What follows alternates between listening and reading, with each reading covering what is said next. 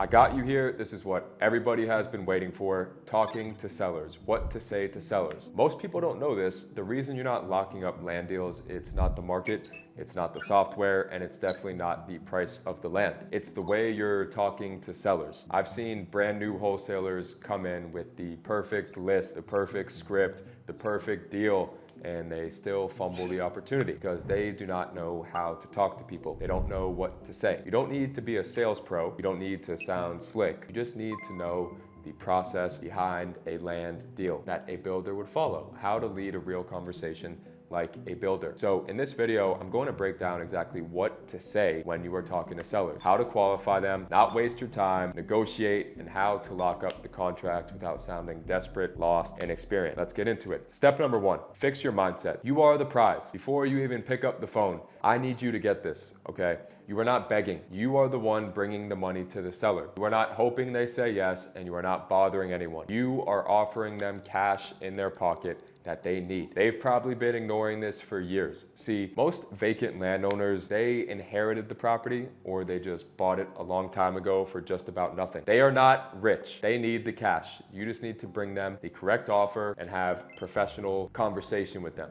And they're just paying property taxes every single year for nothing. Trust me, they're ready to go. You're not taking advantage of them. You are giving them options that no one else is giving them. They are agreeing to the price. So when you get on that call, act like a professional. Be calm, be clear, be direct, get to the point. Do not get emotional if they're rude and they don't want to sell. Do not apologize about anything and never sound like they're hoping they will accept your offer. This is business, not begging. Number two, prep the call. Every call should be the same. Before you reach out, do three things. Know exactly what the comps are and what the property is worth. Zillow.com, search the zip code, same neighborhood, lots and land, what is selling, past 90 days, know what it's worth. Get a feel for the average price of similar sized or identical lots. Step two, look at what the builders are building in the area so you know if they say, hey, what are you building on it? You have the answer. If builders are active, land has real demand, you won't struggle to find a builder, so act like a builder. Three, find the lot on Google Maps, check for access, check the houses around it, the road, dirt road, middle of nowhere,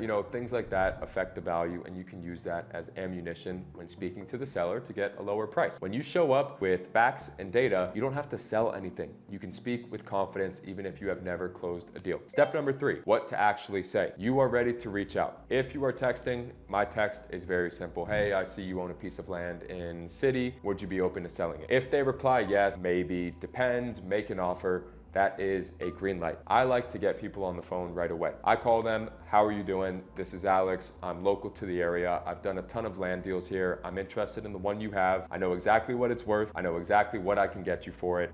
Just curious though, what would you be looking to get? They're gonna say a number too high. And I'm gonna say, look, all due respect, I've been doing this for a ton of time. You don't need to pitch them on anything. You tell them. And listen, this part right here will separate you from every single rookie out there. Let them know, I understand you want 30 grand. Every property around your property is selling for 20 grand. What makes yours different? And if they cannot tell you what makes it different, or if they say, oh, well, it's mine, it's a better location, you're gonna say, look, it's not a better location. This lot right here just sold for $20,000. It's the exact same. This one here is the exact same. As a matter of fact, yours does not even have as nice of houses around it. So I need to be at 20 grand. This is the best I can do. I'll pay all the fees. I'll put it in your pocket. It'll be quick. So you'd be surprised how often a seller will just say yes to that right then and there and come down $10,000. Now, is there anyone else involved in the decision, right? They need to talk to their wife, maybe their partner. You need to get these people on the phone and tell it to them yourself, because this owner is not going to get the point across the way you did. So those are the things that you need to say right away. You need to set the ground. You are in charge. You have the money. You are the one that dictates the price. So this tells you what you are up against and if they're actually wanting to sell or they're just testing the water. If you agree on a price, you need to close quick. You need to let them know, here's how the process is going to work. Here's how it's gonna look. I'll send you over a purchase and sale agreement,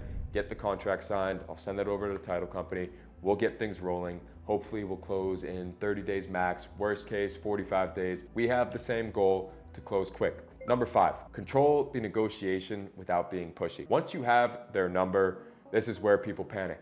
Let's say they were thinking $30,000. Even if you know yourself you could sell it for more than 30 grand, don't just jump on that right away. Slow it down. I've seen similar lots move closer to $20,000 recently. If I was able to cover all the closing costs, keep it really simple for you, maybe show you some data, is there any flexibility on the price? Just shut up, get a yes or no out of them. They might say yes, they might say no, stay firm on their price, but either way, you're negotiating like an investor, not a rookie, like someone that knows what they're talking about. Your goal is to lock it up low enough that a builder would still buy it with your fee on top. Number 6, what to do after they say yes. So like I just said, walk them through it. Once they agree to your price, you need to move fast. Get their email, make sure it's correct, send over the purchase agreement. Hey, it's one page, clear as day, as simple as can be. You're the buyer, they're the seller. One signature, one signature. That's it. Let them know once they sign, you'll send it over to the title company with their contact information and you'll get the process moving quickly. Again, we're working together here. We have the same exact goal. You want to sell?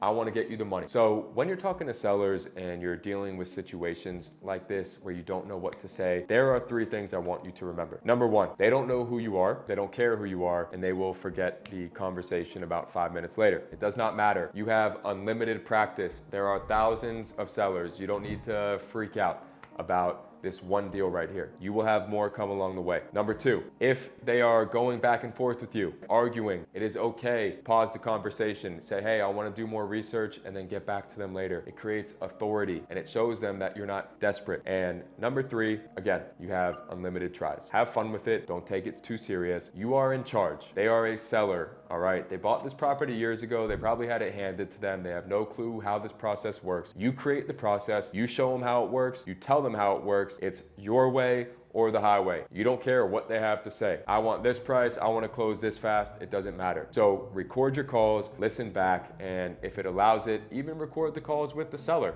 right? Listen to how you sound. Are you confident? Are you rambling? Are you actually getting your point across, or are you just spewing words? Are you interrupting them? Are you just saying what you need to say and letting them speak? This is how you get better fast. I still review my team's calls to this day, and we do 40 deals per month because your tone, your clarity, and your confidence is what closes deals, not your offer, not the areas you're doing and not the builders you're working with. Those are always there. You don't need to be a smooth talker. You don't need a fancy script. You just need to ask the right questions, control the conversation, stay calm, have confidence, and lead the conversation like a pro. This is how I've done over 400 deals, and exactly how students are getting paid, by listening to what I tell them to do and what to say. If you want help building this skill, setting up your market, and locking in your first deal, click the link below to book a coaching call. I will walk you through the entire land business, from seller conversations to signed contracts to finding builders. If you got value from this video, hit like, subscribe, drop a comment. If you want to see a full seller call breakdown next, live, just let me know. Let's get it.